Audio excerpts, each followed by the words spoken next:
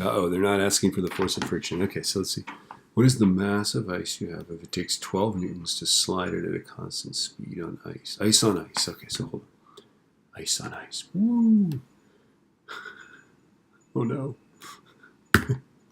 Ice on ice is right here. Wangy. Okay, so let's see. We are at a constant speed. So this is it. It's kinetic. It's moving, right? So our kinetic coefficient is 0.03. All right. So force of friction is mu times m times g. So 12.0 equals mu. Oh, whoops. And our mu is times m times 9.8. There we go. I like started to write the mu, but we knew the mu.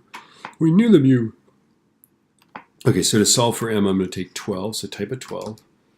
Divide by 0.03, and then divide by 9.8. And then you'll have what m is. M is 40.8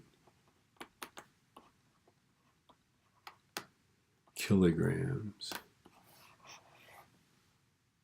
Because that's the units for mass, right?